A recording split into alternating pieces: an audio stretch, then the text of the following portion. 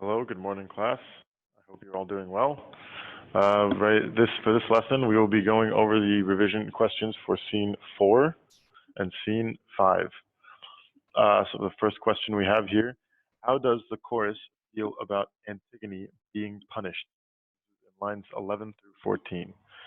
The chorus believes that Antigone should be praised and that it is shameful that she should die in such a way. Remember, she is dying untouched by sickness and broken by no sword.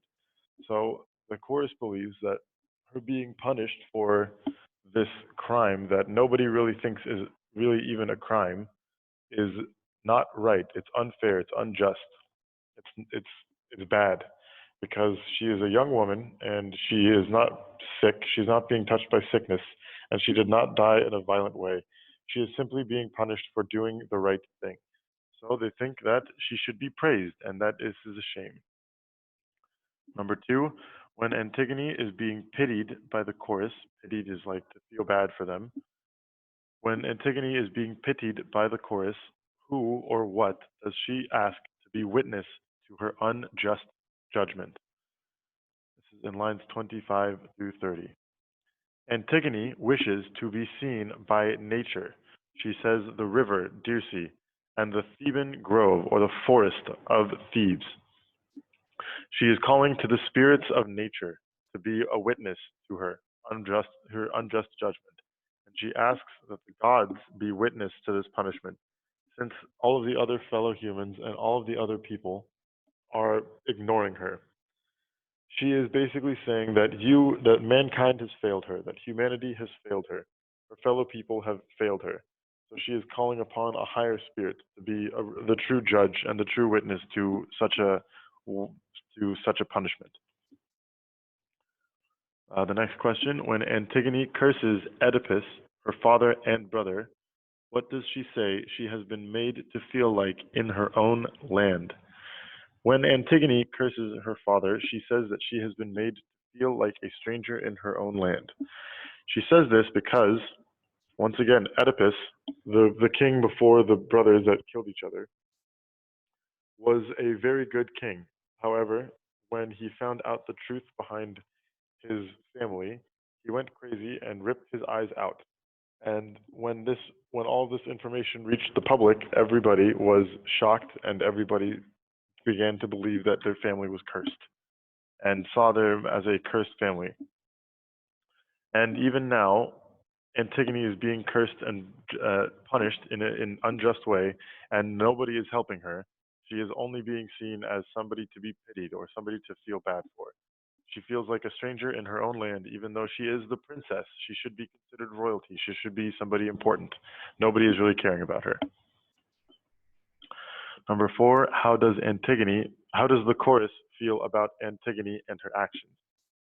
They believe that her reverence is a virtue, but the strength of civilizations rely on the people obeying the law. She may have followed the laws of the gods, but she deserves what she gets for breaking the law of Creon. Reverence, again, this is one of your vocabulary words.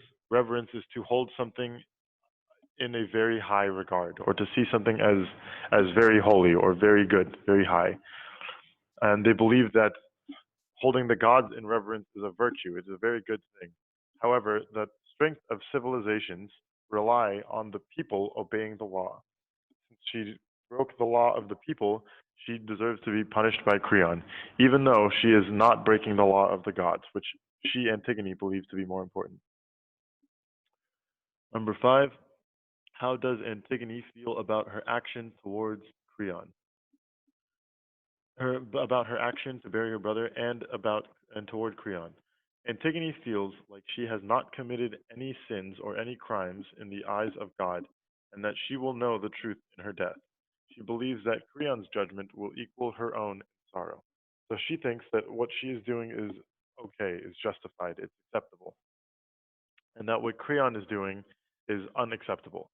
And to back this up, she says that only in death will I know the truth. And she also believes that Creon will be judged in a similar way to all of the sadness that she feels for her own punishment. Number 6, what does Antigone refuse to transgress? Transgress means to go against. Antigone refuses to transgress the divine laws of the gods and the laws of the heavens. So she refuses to disobey the laws of the gods, even if it means disobeying the laws of man. Number 7, why does the chorus compare Antigone to these other Greek myths? What are some similarities each one shares with her or Creon? This one may be a little bit difficult. This was a very confusing ode to read, but I will try to summarize it as best I can. These other Greek myths are all similar stories to Antigone's story.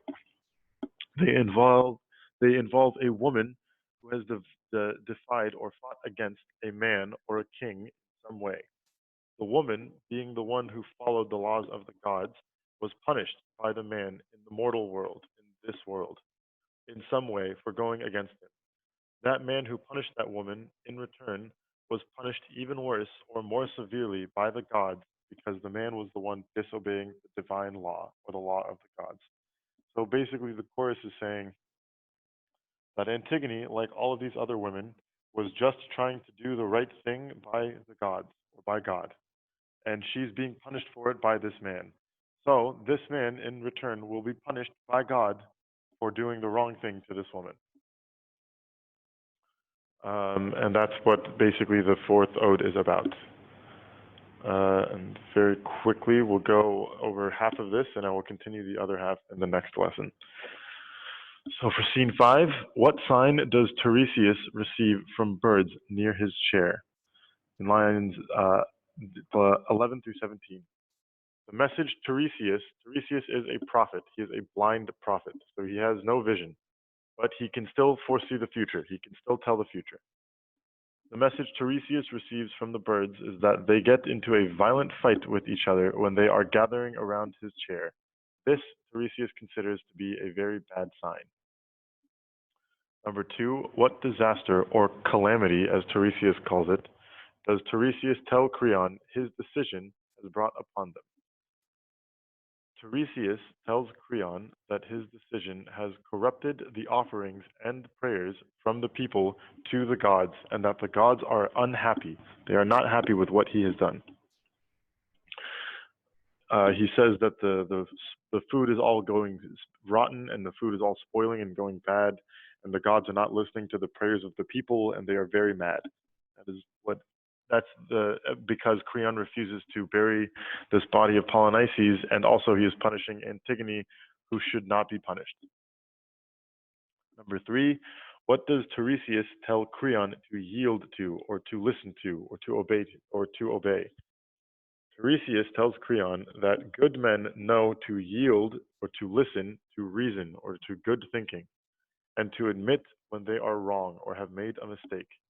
He warns him that Tiresias warns Creon that he must acknowledge that he is wrong, or him and his entire family will be punished severely. So he says, all good men know to admit when they are wrong and admit when they make a mistake. And the best thing you can do is to fix this mistake before it's too late. And if you don't do this, if you don't acknowledge this mistake, then you and your family will be punished. And number 4, what does Creon think of Tiresias' prophecy when he first hears it? Creon believes that Tiresias has been bribed or paid by someone to give him a fake prophecy and scare him out of punishing Antigone. Creon thinks that Tiresias' greed has gotten to him, and he is willing to defile the gods for it. I will continue the rest of this